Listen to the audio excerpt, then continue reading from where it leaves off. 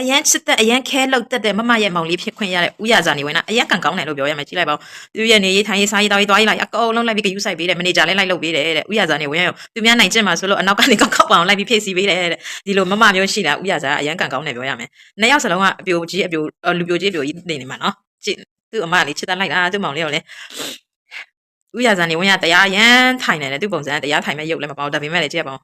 အားကြောင့်နေမှာပေါ့သူတို့ပျော်ရှင်ရှင်အမြဲတမ်းတရားရမ်းထိုင်တဲ့လူကစိတ်ကအေးချမ်းတော့လေပျော်ရှင်မှုခံစားရတယ်အမြဲတမ်းတက်တက်ကြွကြွပဲအဲ့ဒါလည်းပါလိမ့်မယ်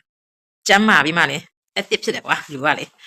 အဲ့လိုမျိုးမမရထားလဲဥရဇာနေဝင်ကန်ကောင်းပါတယ်လို့အမြဲတမ်းနောက်ကနေလိုက်ပြီးဂယူးဆိုင်ပေးတယ်တဲ့မမပြောမနဲ့စကားပြောတာတီငိမ့်ငိမ့်ချစ်စရာလေသူ့ပုံလေးယူတော့နည်းနည်းလာတဲ့ပုံလေးတွေတင်ပေးပါတဲ့မီဒီယာကြီးကိုသူကပြောတာတခါတလေလည်းပုံလေးရိုက်လိုက်လဲရုပ်ကအမျိုးလေနည်းနည်းတိတ်မလှအမျိုးတွေရှောက်တင်ထားတော့သူကတိတ်မကြိုက်ဘူးတဲ့တင်ပေးတယ်ဆိုရင်လည်းဗီဒီယိုမှာပုံလေးလှပလေးတင်ပေးကြပါတဲ့ weight လည်း short ထားတယ်လှပအောင်လည်းနေပါနဲ့တဲ့တကယ်လည်းလှပါလေကြည့်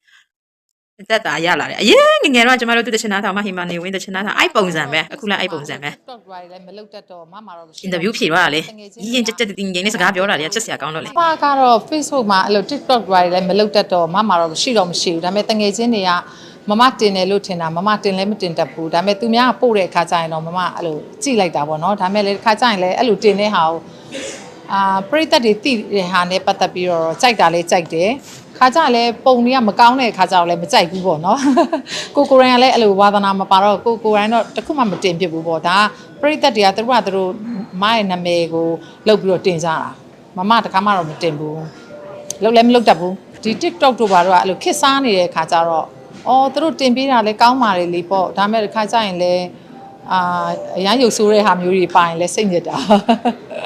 အပြင်မှာခန္ဓာကိုယ်ကတော့ဒီတိုင်းပဲဒါပေမဲ့မထင်တာဒီကင်မရာတွေကရိုက်တဲ့ဟာကိုတို့ချဲ့ပြီးတော့ရိုက်လာမသိဘူးပေါ့နော်သူတို့အဝေးကြီးကနေကြည့်တဲ့အခါကျတော့မြင်ကျင်တော့ပေါ့နော်အဲ့တော့လူကြီးကကြီးသွားတယ်လို့ထင်တာပဲအဲ့လိုကြီးသွားတယ်လို့ထင်အဲ့လိုစိတ်ညစ်တယ်ငါလည်းဒီလောက်ဘာမှမစားဘဲနေရတာပေါ့လေ့ကျင့်ခန်းနေလည်းလောက်တာကင်မရာကြီးထဲမှာကြီးနေတော့စိတ်ပြက်